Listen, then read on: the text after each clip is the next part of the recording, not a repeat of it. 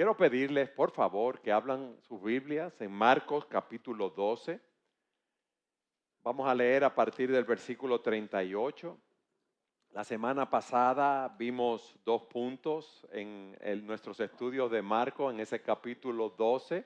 Un escriba le pregunta al Señor Jesucristo cuál es el mandamiento mayor de la ley, de todos los mandamientos que ellos tenían, 613 mandamientos.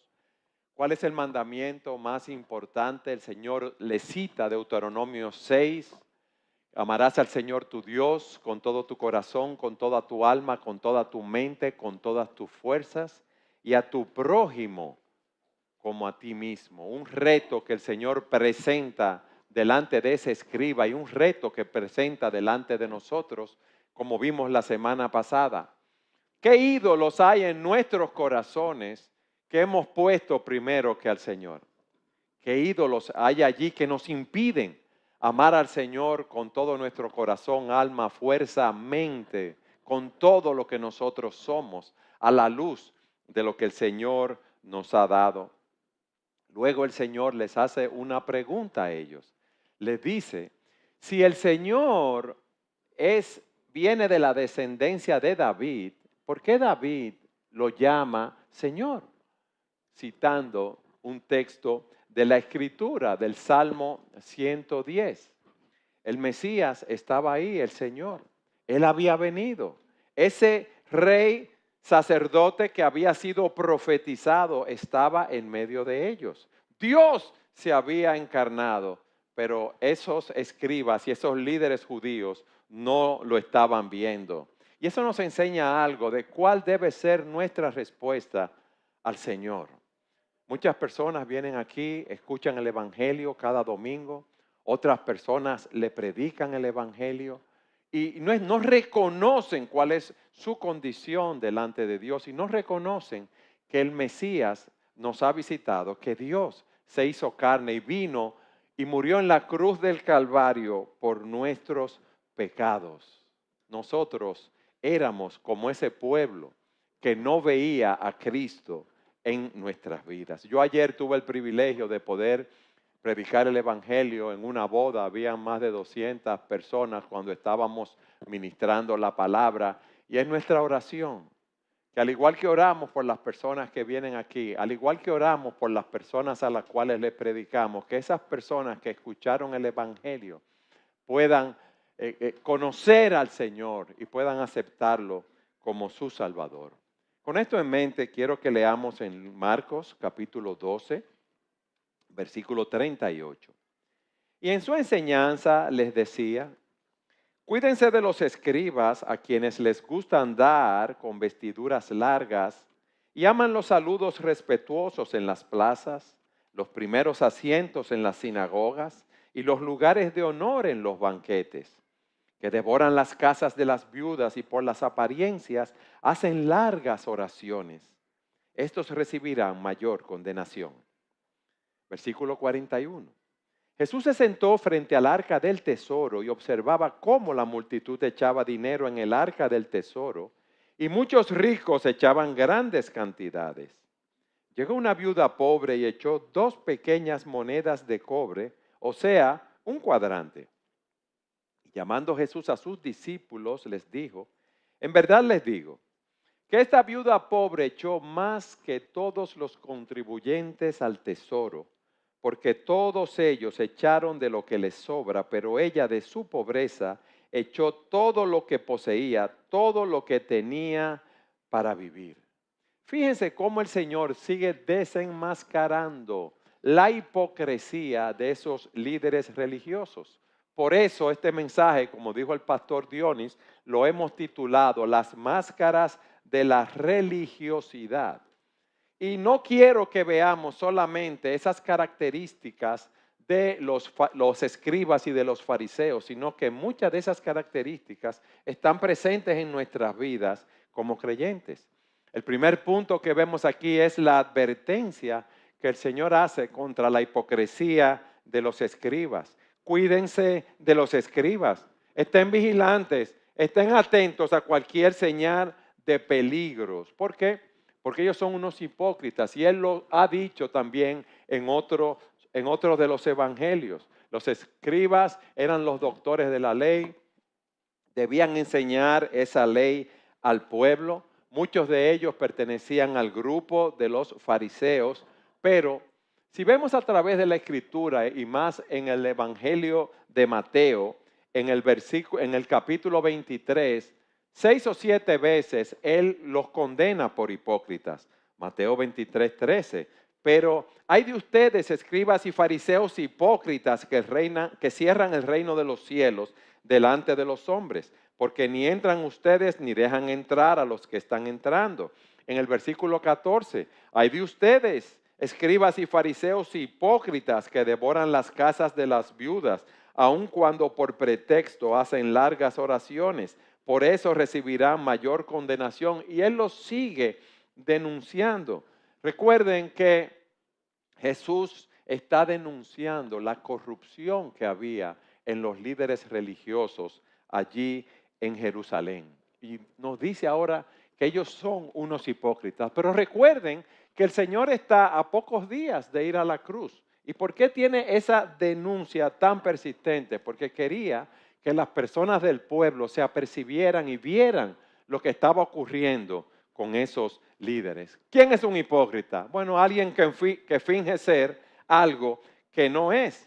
Un hipócrita religioso es alguien que aparenta que ama a Dios, dice y hace externamente lo que es correcto en público, pero eso es como una máscara que usa para presentarse de esa manera delante de los hombres. Y el Señor está denunciando ese sistema de religión falso, si podemos decir así. En segundo lugar, Él nos advierte, o nos dice, perdón, luego de la advertencia de las características de esos líderes. Miren allí. A ellos les gusta andar con vestiduras largas, o sea, ellos aman la ostentación. Bueno, en ese tiempo se andaba con túnicas, era el vestido normal de las personas, pero ellos usaban unas túnicas especiales con unas borlas donde estaban escritos, unas cajitas, los textos de las Escrituras. ¿Y ustedes saben qué significaba eso? Que al tener esos textos allí como recipientes, bordados o en las cajitas que tenían, era para decir que ellos guardaban esos textos de las Escrituras. O sea que si yo llevo eso en mi ropa, es porque yo estoy viviendo a la luz de lo que dicen esos textos. ¿Y para qué lo hacían ellos? Para ganarse la admiración, el respeto o la envidia de las personas. Ellos querían llamar la atención sobre ellos mismos. La ostentación es una forma no verbal de llamar la atención sobre nosotros, diciendo lo inteligente que somos, lo piadoso que somos. Es para alardear lo grandioso que somos. Y miren, con eso no estoy diciendo que sea malo utilizar una ropa bonita, una ropa elegante. El punto era que estos hombres diseñaban sus túnicas, diseñaban sus vestidos que fueran grandes, que fueran sueltos, con esas borlas, con esos textos para llamar la atención. Por eso en Mateo 23:5 el Señor dice, todo lo que hacen es para aparentar. En los brazos se ponen anchas cajas de oración con versículos de la Escritura y usan túnicas con flecos muy largos. En segundo lugar, el Señor dice, y aman los saludos respetuosos en las plazas. O sea que no solamente les gustaba la ostentación, sino también el reconocimiento. Ellos querían que los saludaran con una señal de respeto. Ellos querían tener el reconocimiento público. Ellos querían que los llamaran rabí, maestro, padre. Y el problema no reside en el uso de los títulos, sino como algunos de ellos lo percibían como un símbolo de autoridad espiritual. ¿Por qué? Eso alimentaba su ego, eso alimentaba su orgullo. Y si alguien no los saludaba conforme a esos títulos, ellos no dudaban en corregirlo. Imagínense que usted le dice al pastor Dionis, y él le dice, no, Dionis no, pastor. Eso no, así eran ellos. Rabí, maestro o padre, tú me tienes que decir. Y el Señor nos está diciendo, tengan cuidado cuando ustedes estén cerca de un líder espiritual que le está exigiendo que los llame por su título, reverendo, anciano, doctor. Hay que tener una señal de precaución ante esto. Pero no solamente eran amantes de la ostentación, no solamente eran amantes del reconocimiento, sino también de la distinción. Fíjense que dice que aman los primeros asientos en las sinagogas. En ese tiempo en la sinagoga, en el servicio, habían asientos, ¿verdad? Aquí detrás hay muchas iglesias que lo tienen, lo cual no es malo. Y quien se sentaba aquí podía mirar al público de frente y estaba cerca de la persona que compartía la palabra o que hacía la oración. Y era un honor ser invitado a ese lugar. Y hermanos, no hay nada malo en tener asientos de honor, pero esas personas, si no le daban esos asientos, ellos los reclamaban, ellos se ofendían. ¿Por qué? Porque les gustaba llamar la atención y quería que las personas reconocieran los piadosos, los grandes, los poderosos que ellos eran. Ustedes ven a la luz de solo estas tres características cómo muchas veces nosotros nos vemos retratados aquí en nuestras vidas diarias, en nuestro comportamiento con los demás. Pero no solamente amaban los primeros asientos en la sinagoga, sino que amaban los lugares de honor en los banquetes. A ellos eran amantes de la exaltación, a ellos buscaban los primeros lugares. Ustedes recuerdan cómo el Señor dice, cuando tú seas invitado a un banquete, no tomes los primeros lugares. Tú te sientas atrás y espera que si el dueño, el que te invitó, te quiere dar un honor, te va a decir, ven, siéntate aquí adelante conmigo. Bueno, eso está muy relacionado con ser amante de la distinción. Ellos querían estar separados de las personas comunes y corrientes, pero querían ser exaltados. Si estaban en la iglesia, querían los asientos de honor, pero si estaban en un banquete, ellos querían estar sentados en la mesa principal. Y las mesas se colocaban en forma de U. ¿Y dónde querían estar ellos? En la cabecera de las mesas. Y usted podrá decir, guay, qué bárbaro esa persona, hermano. Nosotros somos así. Ustedes no recuerdan los discípulos que el Señor le pregunta, ¿y por qué estaban ustedes hablando? ¿Por qué estaban ustedes discutiendo? ¿Y qué era lo que estaban discutiendo? ¿Quién iba a ser el primero? Fíjense, si usted está en un concierto, a usted le gustaría ser el cantante. Si usted está en una boda, a usted le gustaría ser el que se está casando, toda la atención. No voy a decir que si está en un funeral le gustaría ser el muerto, pero somos capaces de querer eso con tal de llamar la atención. Vemos el caso de Santiago y de Juan, cuya madre habló con el Señor para que le diera los dos lugares más preponderantes en el reino. Quería que uno fuera secretario administrativo de la presidencia, vamos a decir así, y otro secretario técnico. Hermanos, esto es algo que está dentro de nuestra naturaleza. Pero también ellos eran amantes de las riquezas. Fíjense lo que dice el versículo 40, que devoran las casas de las viudas.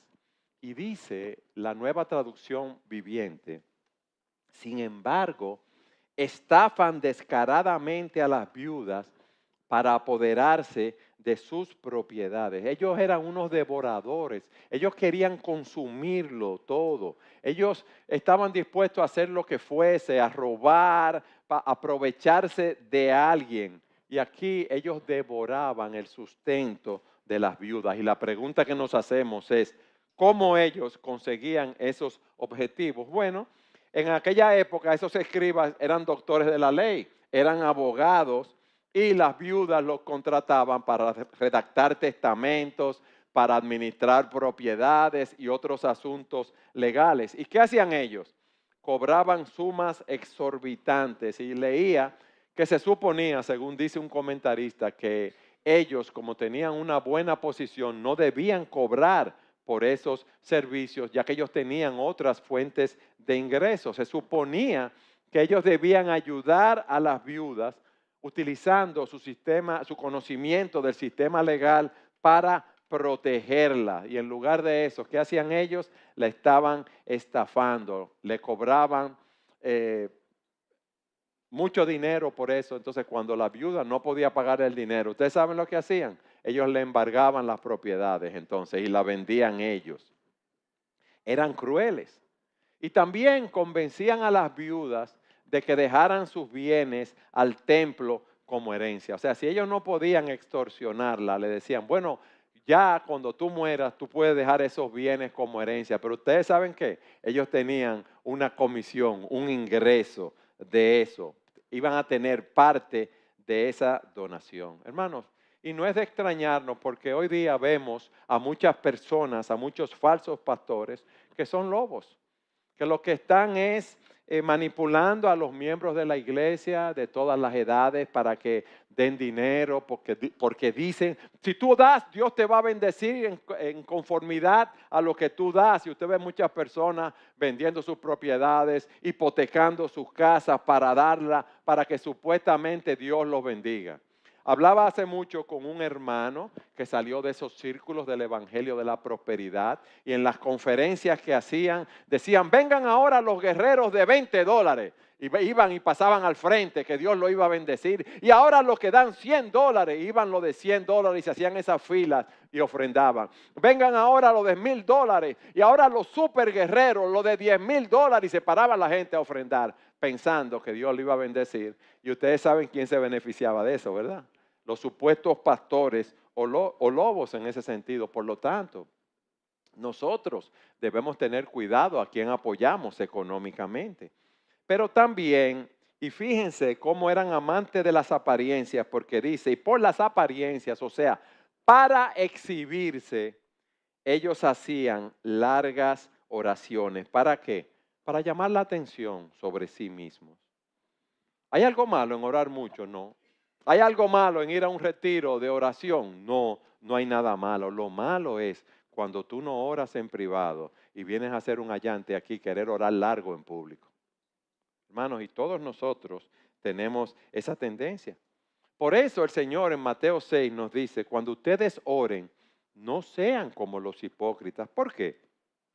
Porque a ellos les gusta ponerse en pie y orar en las sinagogas y en las esquinas de las calles. ¿Para qué? Para ser vistos de los hombres.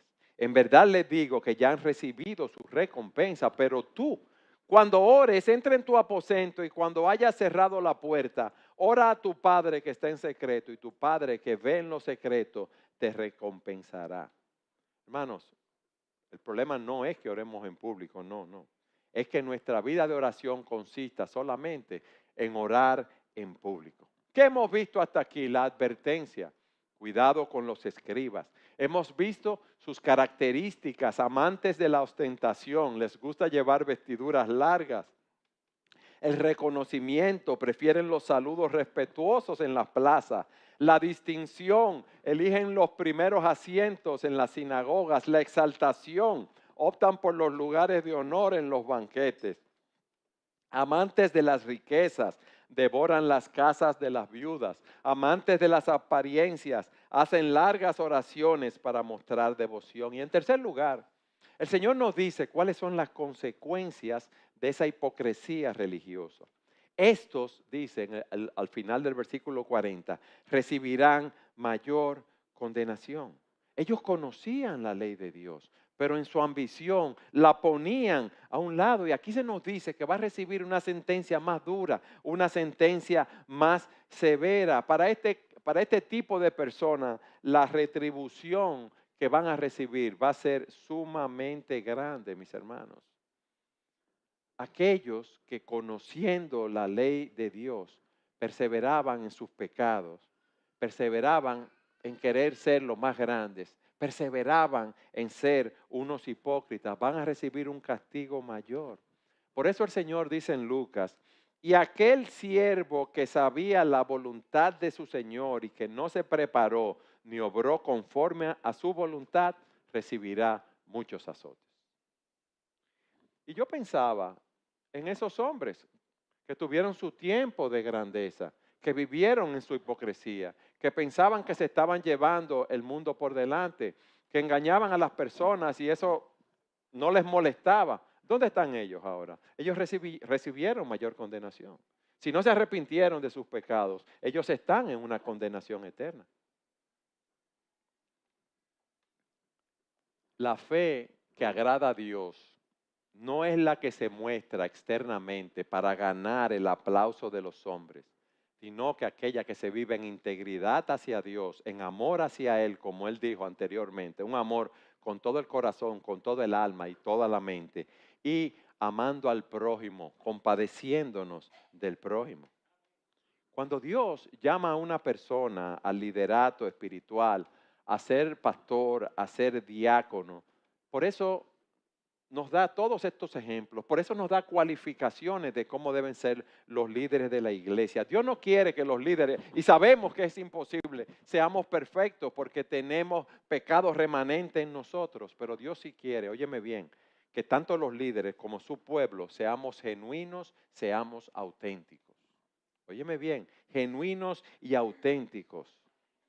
Las personas a las cuales servimos, las personas a las cuales testificamos, todos nosotros los cristianos, deben saber que amamos sinceramente al Señor dentro de nuestras imperfecciones, que amamos a Dios y que amamos su palabra, que estamos creciendo espiritualmente, que con nuestras luchas estamos tratando de aplicar los principios de la palabra de Dios en nuestras vidas. Y eso debe gobernarnos a todos nosotros, no solamente a los líderes de la iglesia.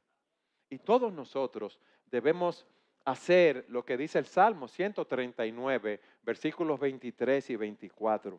Escudriñame, oh Dios, y conoce mi corazón. Pruébame y conoce mis inquietudes y ve si hay en mí camino malo y guíame en el camino eterno. Hermano, podemos condenar a esos escribas, podemos condenar a esos fariseos y no nos vemos nosotros retratados ahí. Yo me vi retratado en muchas de esas características de estos hombres.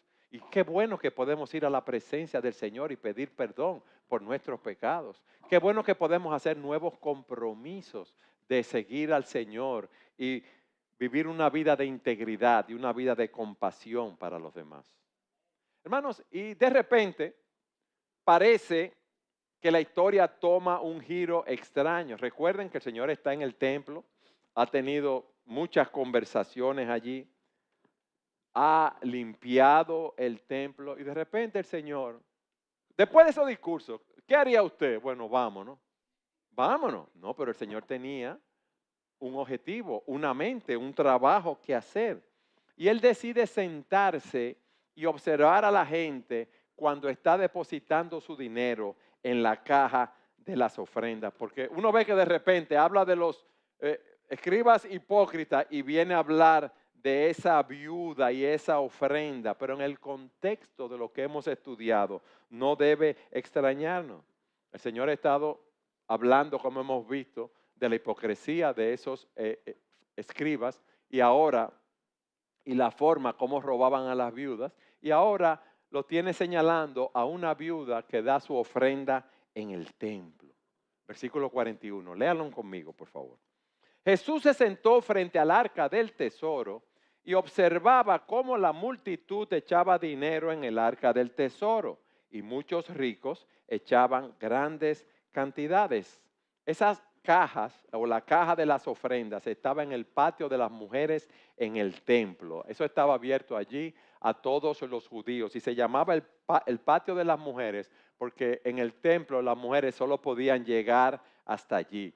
Y según los comentaristas, era un área muy grande donde podían caber hasta 15,000 personas. Entonces, en esa área, fíjense, habían 13 receptáculos o cajas con forma de trompeta.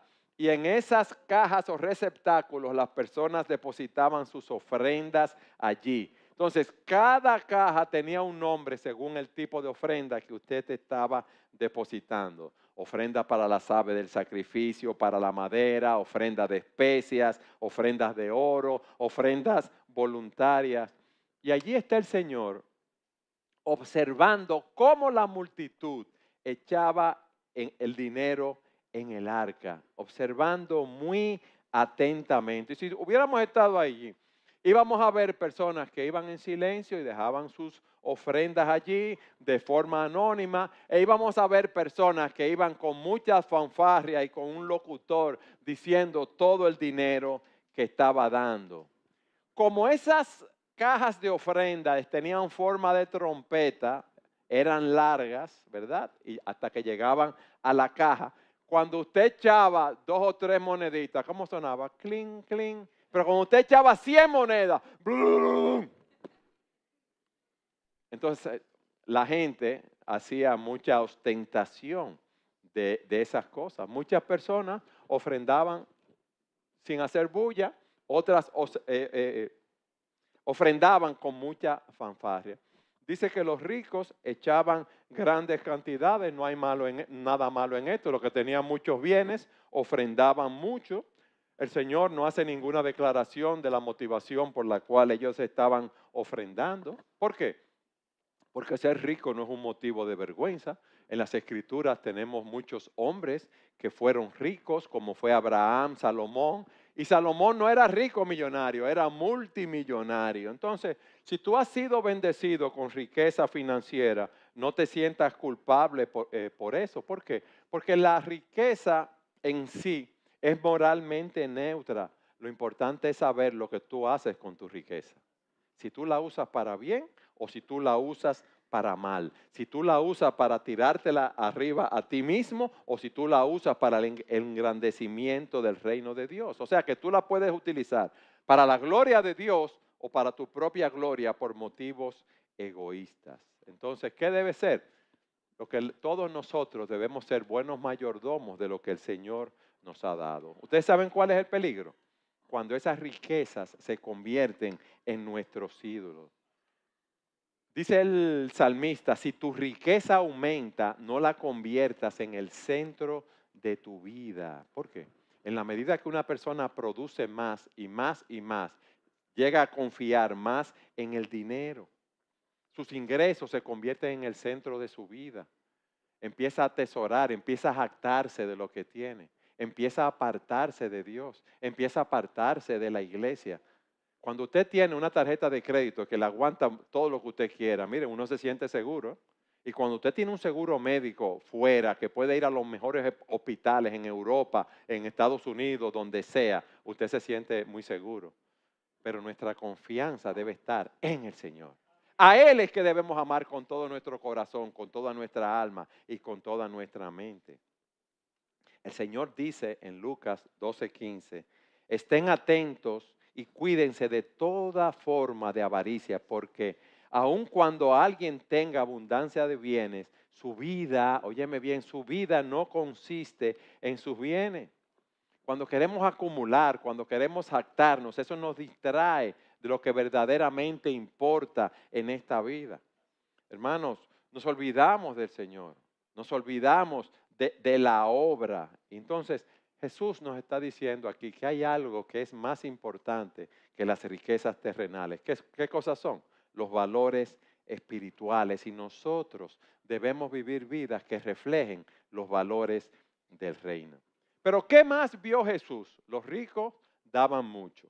Dice el versículo 42, que vio a una viuda pobre que vino y echó 2 pequeñas monedas de cobre, o sea, un cuadrante. Allí viene no solo una viuda, sino una viuda pobre. Ella coloca sus 2 pequeñas monedas en la caja de las ofrendas. Era algo, vamos a decir, en el día de hoy, en esos tiempos, algo de muy poco valor monetario. Y es difícil cuantificar lo que dio, porque un centavo romano, fíjense, esa era la cantidad de un centavo romano. Y un centavo romano equivalía a un 64avo del salario diario de un trabajador común. Imagínense, era algo que si una persona ganaba 100 pesos al mes, vamos a suponer, una 64ava parte de eso era lo que estaba dando. Entonces, esa monedita de cobre, como no tenía mucho valor, era muy delgadita. Ahora, imagínense cuando ella puso sus 2 moneditas en el arca de las ofrendas. ¿Usted cree que eso sonó? Eso no hizo ninguna bulla. Eso nadie se dio cuenta, pero el Señor estaba ahí, la estaba viendo. Y el Señor todo lo ve. Porque Dios tiene un lugar especial en su corazón para aquellos cuya vida es difícil. Él lo ve todo, pero dice la Escritura que el Señor cuida de los huérfanos y de las viudas y frustra los planes de los malvados. Y el Señor la ve allí ofrendando de todo corazón. Y entonces llama a los discípulos y dice el versículo 43. Y llamando Jesús a sus discípulos les dijo, en verdad les digo que esta viuda pobre echó más que todos los contribuyentes al tesoro, porque todos ellos echaron de lo que les sobra, pero ella de su pobreza echó todo lo que poseía, todo lo que tenía para vivir. ¿Qué está diciendo? Bueno, ella en proporción a los ojos de Dios dio mucho más que los ricos. ¿Por qué? Porque ella dio todo lo que tenía. Es una manera de ella mostrar su amor a Dios. Lo amaba con todo su corazón, con toda su alma, con toda su mente. Ella confiaba en la provisión de Dios. Pero fíjense que el Señor no solamente dice que es viuda, sino que es pobre. Él se da por su vestido o como el Señor es omnisciente, el Señor sabía lo que había allí. Y eso nos plantea una pregunta. ¿Es que yo debo darle todo lo que tengo al Señor? Bueno, hay una realidad que nosotros debemos ofrendar para el reino de Dios, que debemos hacerlo de una manera proporcional a nuestros ingresos, que debemos ser generosos, que debemos ofrendar sacrificialmente. Y esta viuda ofrendó confiada en el Señor. Pero nosotros también tenemos otros compromisos, ¿verdad? En la vida y tenemos que ser responsables en cubrir nuestros gastos, lo de nuestra familia, ofrendar para el reino, claro está, ayudar a personas que están en necesidad. Aunque debemos dar de manera sacrificial, dice el ministro John MacArthur lo siguiente. El Señor no está diciendo aquí que lo demos todo y nos quedemos sin nada, sino que está poniendo a esa mujer como un ejemplo por el cual Él está a punto de juzgar al templo, como veremos a partir del capítulo 13, y el sistema religioso. ¿Por qué?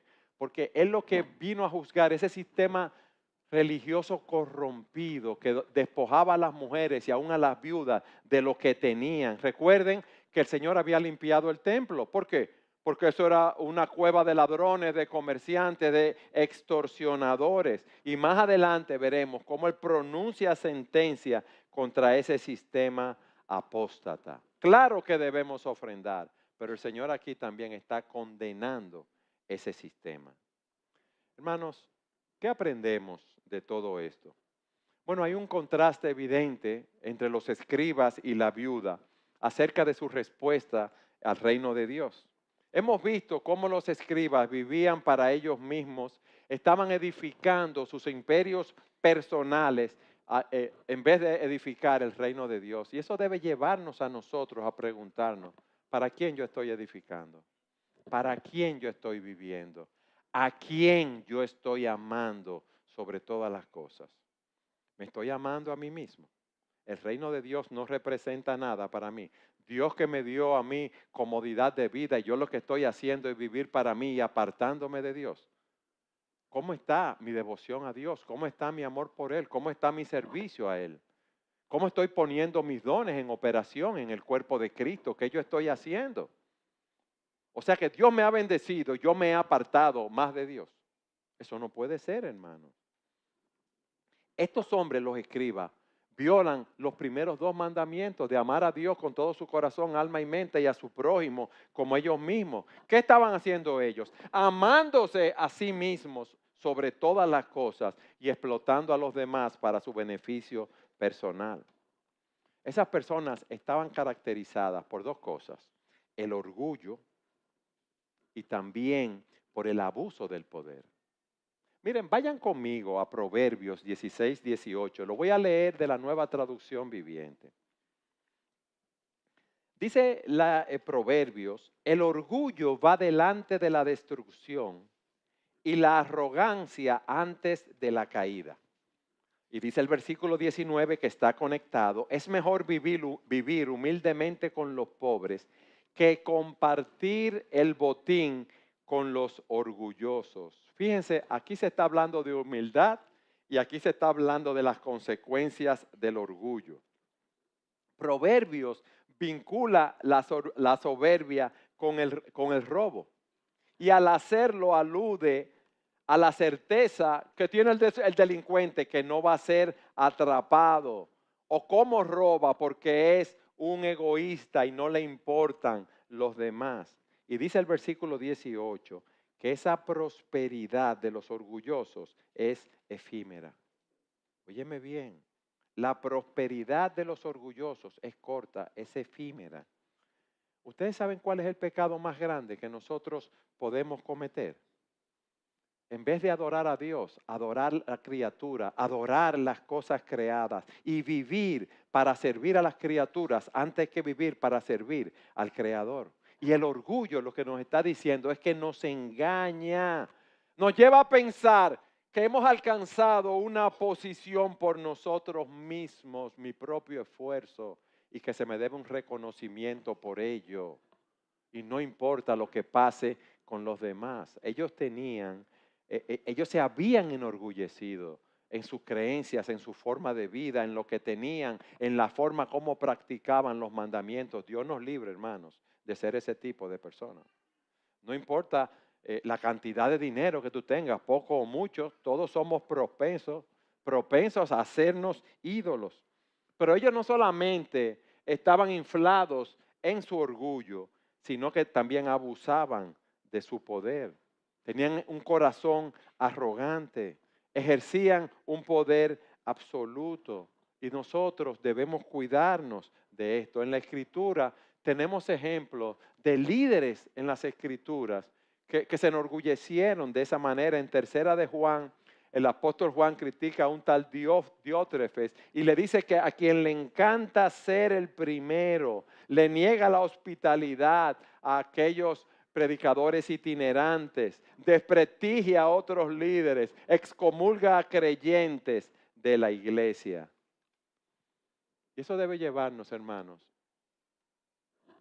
a meditar y reflexionar nuestras motivaciones por las cuales estamos sirviendo al Señor.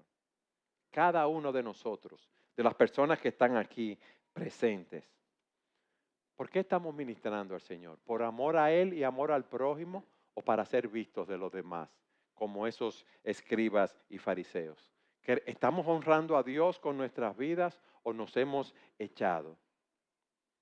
Nos estamos esforzando por vivir también una vida de piedad, de autenticidad, de amor a Dios, de compasión y vidas justas. O ya creemos en nuestro orgullo que ya nosotros llegamos y no necesitamos a Dios, no necesitamos la iglesia, no necesitamos la comunión con los hermanos. Podemos vivir nuestras propias vidas independientemente de Dios. Examinémonos. Eso está aquí para servirnos de ejemplo. Pero también tenemos el ejemplo de la viuda que confió en Dios plenamente, como las iglesias de Macedonia, que eran iglesias pobres, pero había una hambruna en Judea y ellos vieron como un privilegio ofrendar de su pobreza para la obra de Dios. Y Pablo los elogia. ¿Por qué? Porque ellos se dieron primero a sí mismos para luego dar de lo que ellos tenían. ¿Estamos nosotros dispuestos a darnos a nosotros mismos para la obra de Dios?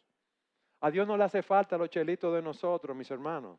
Dios lo que quiere es una persona con un corazón dispuesto a entregarse a Él en oración, en ayuda, en obras de misericordia, en poner sus dones en operación en la iglesia. Eso es lo que Dios quiere. Eso es lo que Él quiere de nosotros. Que tengamos un servicio humilde, que nos sacrifiquemos por amor a Él y que tengamos un compromiso con el reino de Dios. Yo te pregunto hoy, ¿cuál es tu compromiso con el reino de Dios? ¿Cuál es tu compromiso con el reino de Dios? ¿Para quién tú estás viviendo? ¿Para ti mismo? ¿Para ti misma? ¿Qué tipo de creyente tú eres?